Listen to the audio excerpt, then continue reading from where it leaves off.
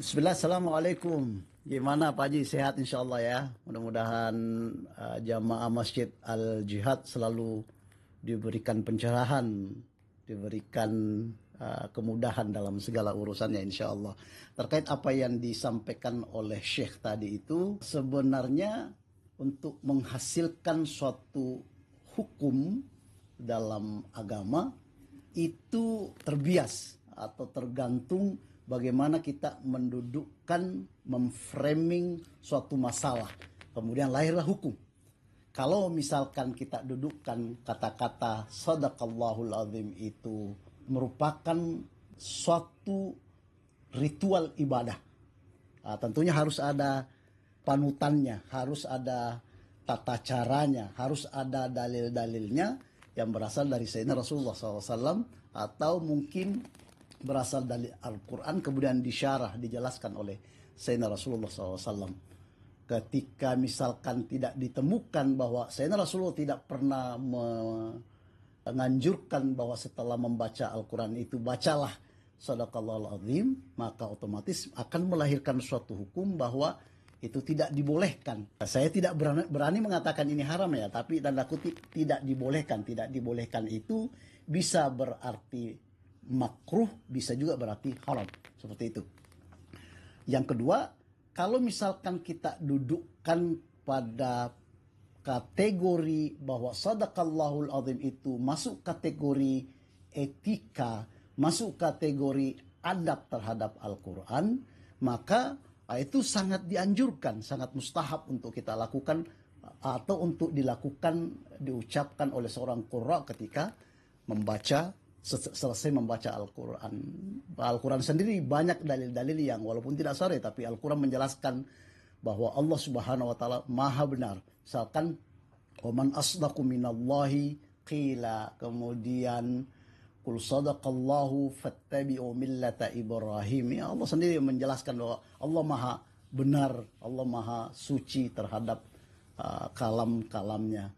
Atau misalkan ada sebuah hadis yang diriwayatkan oleh Sayyidina Abu Dawud ketika Sayyidina Rasulullah SAW berkhutbah di Masjid Nabawi pada waktu itu di antara para sahabatnya, Sayyidina Hasan dan Husain kecil berlari-berlari di antara kerumunan para sahabat. Rasulullah yang melihat di atas mimbar nggak sabar ingin menggendong cucu beliau. Akhirnya beliau turun dari mimbar, kemudian menggendong Sayyidina Hasan dan Husain ke atas mimbar bertiga. Kemudian Sayyidina Rasulullah SAW mengatakan sadaqallahul azim atau sadaqallah. Kemudian beliau membaca suatu ayat, innama amwalukum wa auladukum fitnah. Sesungguhnya harta-harta kalian itu, anak cucu kalian itu adalah merupakan fitnah.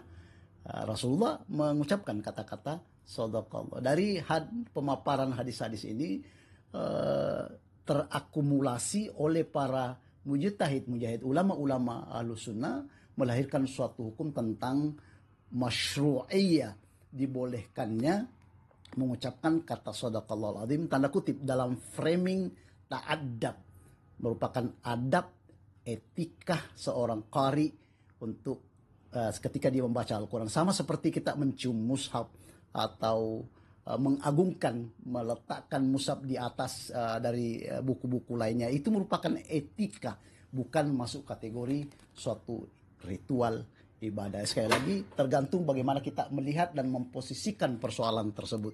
Demikian Pak Haji, mudah-mudahan insya Allah ada manfaat dari apa yang disampaikan, sehingga kita tidak serta-merta mengikuti pandangan orang-orang yang selalu mengharamkan, selalu menjelek-jelekkan amalan-amalan aswajah, menyudutkan amalan-amalan aswajah.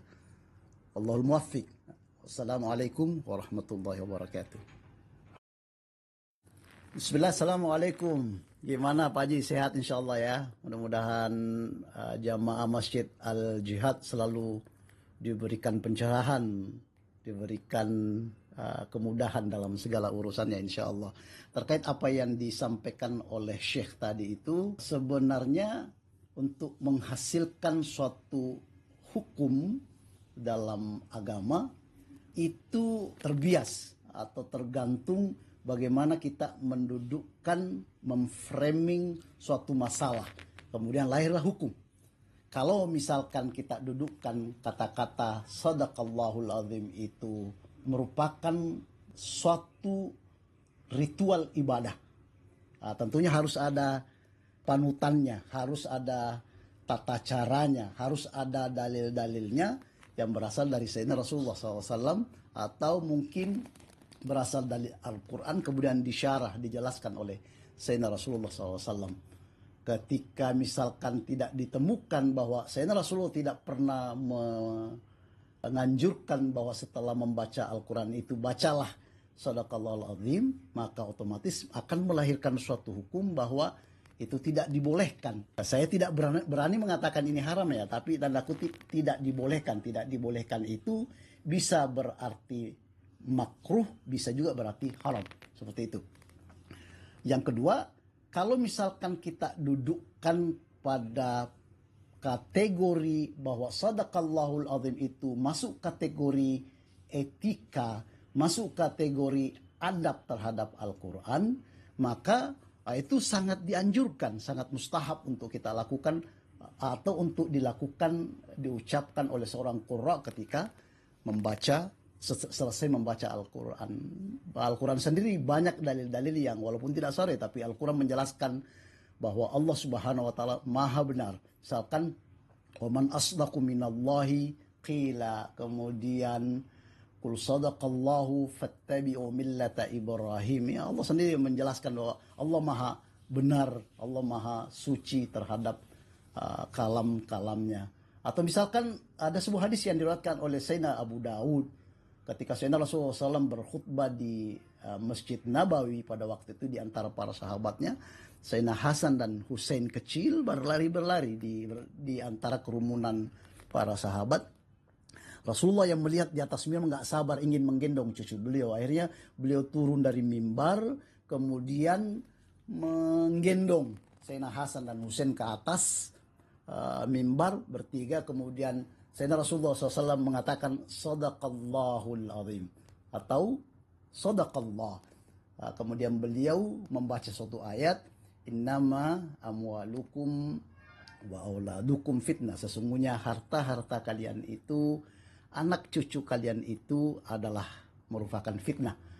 Rasulullah mengucapkan kata-kata sadaqallah. Dari pemaparan hadis-hadis ini terakumulasi oleh para mujtahid ulama-ulama Ahlus Sunnah melahirkan suatu hukum tentang masyru'iyah, dibolehkannya mengucapkan kata sadaqallahul azim tanda kutip dalam framing ta'addab, merupakan adab etika seorang qari untuk ketika dia membaca Al-Quran. Sama seperti kita mencium mushaf atau mengagungkan, meletakkan mushaf di atas dari buku-buku lainnya. Itu merupakan etika, bukan masuk kategori suatu ritual ibadah. Sekali lagi, tergantung bagaimana kita melihat dan memposisikan persoalan tersebut. Demikian Pak Haji, mudah-mudahan insya Allah ada manfaat dari apa yang disampaikan, sehingga kita tidak serta-merta mengikuti pandangan orang-orang yang selalu